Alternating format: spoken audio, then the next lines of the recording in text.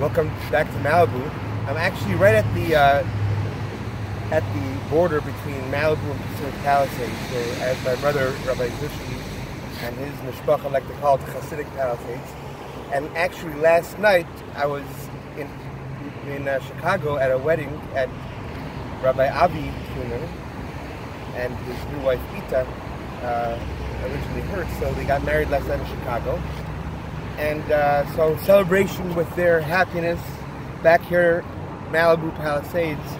And actually the lesson of this week's Parsha is very much connected to what happened last night at the wedding, which happens at many, many Jewish weddings. In fact, Torah observant Jewish weddings for sure, but many other Jewish weddings I've seen, they do it in some way or another. And here's the deal. It's the veil before the groom and the bride go to the chuppah. The groom comes to the room where the bride is sitting. They haven't seen each other in 7 days. And then he takes a veil and covers her face. And that is a tradition that the Jewish people have been doing for thousands of years.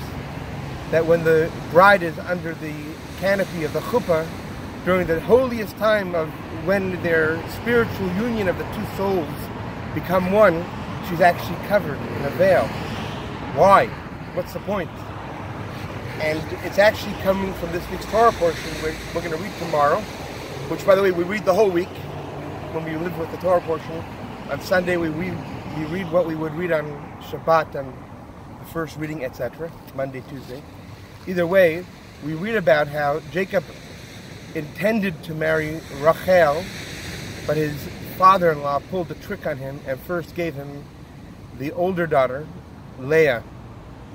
And it was only the next morning after consummating the marriage, and that's a longer conversation why, but it was only then that he discovered that it was actually Leah, not Rachel. Now, they looked very much alike because they were twins. That's another conversation. So it's completely conceivable. And that whole reason of why that happened, you have to look more into this week's Torah portion, but let's focus on one point. The point is that he thought he married Rachel, but really he ended up marrying Leah.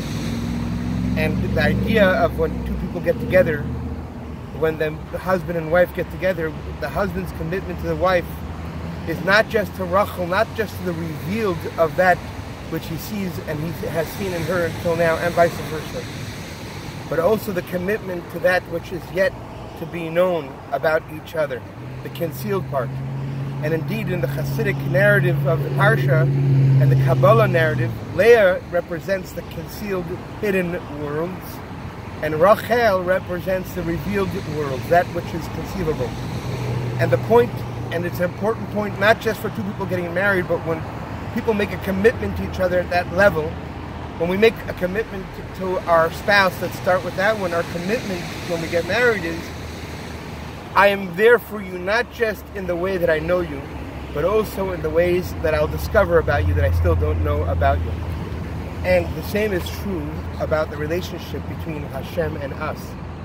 That the highest commitment that we could make when we have a next step level to our relationship with Hashem is to be committed not just to the places that it feels good, it looks good, it tastes good, etc., but also places where at the time it may be concealed from us what the good is.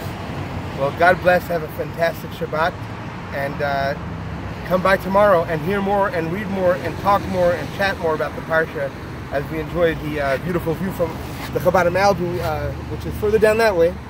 But love to see you there. Shabbat Shalom.